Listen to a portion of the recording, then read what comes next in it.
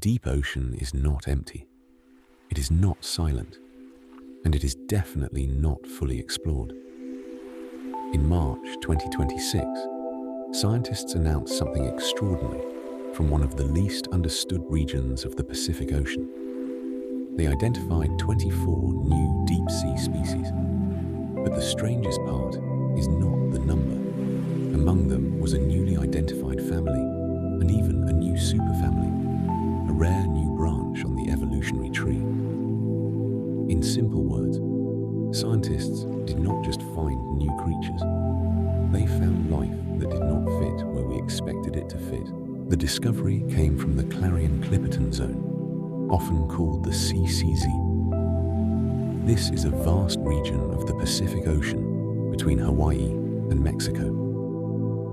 It stretches across millions of square kilometers, and much of it lies more than 4,000 meters below the surface. At that depth, there is no sunlight. The pressure is crushing. The temperature is near freezing. And yet, the seafloor is alive. This region is also famous for something else. Mineral-rich rocks called polymetallic nodules. They contain metals like nickel, cobalt, copper, and manganese, materials that are important for batteries and clean energy technologies. That means the CCZ is not just a biological mystery, it is also at the center of the debate over deep-sea mining. The new study described 24 previously unknown amphipod species. Amphipods are small crustaceans. They are relatives of shrimp-like animals, but many look very different. Some are scavengers. Some are predators. Some crawl over the seafloor. Some survive in places that seem impossible. In this case, researchers described 24 new species across 10 amphipod families, including predators and scavengers. The work was published in a 2026 open-access ZooKeys special issue, according to the ScienceDaily summary. And among those species, scientists identified a newly named family called Mirabestiidae and a new superfamily called Mirabestioidea. That matters because a new species is already exciting, but a new superfamily suggests a much deeper evolutionary difference. It means this creature belongs on a branch of the tree of life that scientists had not formally recognized before.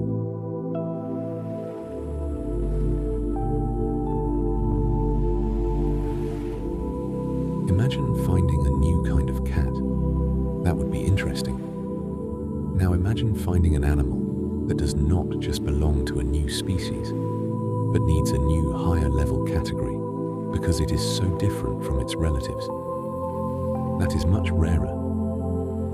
Taxonomy is the science of naming and classifying life. It is how scientists decide whether something is a species, a genus, a family, or something even broader.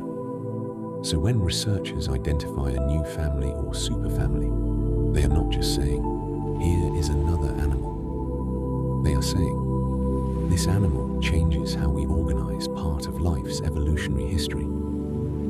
That is why this discovery is bigger than a list of strange deep-sea creatures. It is a reminder that the deep ocean still contains lineages we barely understand. The deep sea is difficult to study for 3 reasons. First, it is enormous.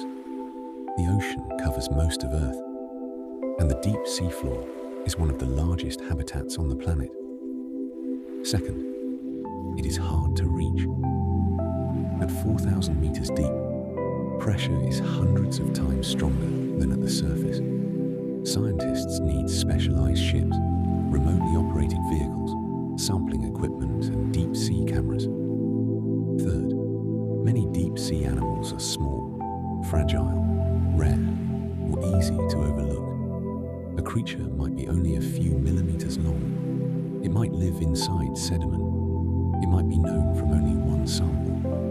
It might look similar to another species until DNA or detailed anatomy reveals the difference. That is why taxonomy matters. Without names, species are almost invisible to conservation. You cannot protect what you have not even described.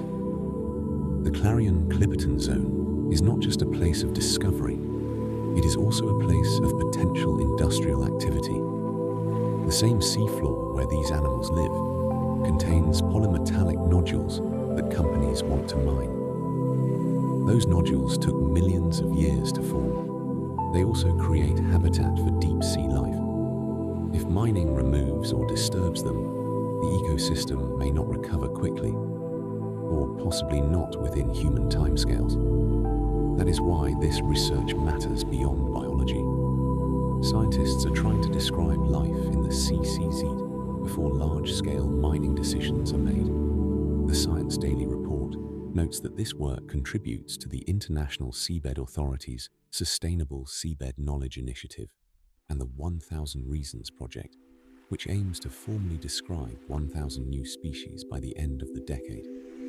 In other words, the race is not only to mine the deep sea, it is also to understand it before it changes. Finding a deep sea creature is only the beginning. Scientists then need to examine its body. They look at tiny structures, legs, antennae, mouthparts, body segments, and spines. For amphipods, small anatomical details can separate one species from another, but modern taxonomy often uses another tool too: DNA barcoding. A molecular barcode is a short genetic sequence that helps scientists compare organisms. In this project, researchers produced first molecular barcodes for some rare species, which helps future scientists identify them more accurately. This combination, anatomy plus DNA, is especially important in the deep ocean, because many species look similar at first glance, but genetically, they may be very different. These amphipods may not look like giant sea monsters. They are not whales. They are not sharks. They are not glowing dragons from a movie, but they are still extraordinary. They survive in total darkness. They live under crushing pressure. They help process food on the seafloor. Some scavenge, some hunt. Some may play roles in ecosystems we barely understand. And because deep sea food is limited, every adaptation matters. A body shape, a mouthpart, a leg, a behavior, a way of finding food in darkness. Each one is part of a survival story, written thousands of meters below the surface. Search online for deep sea creatures, and you often see lists of the scariest, creepiest, or weirdest animals. And yes, the deep sea is full of strange life. But this discovery shows something more important. The deep sea is not just weird.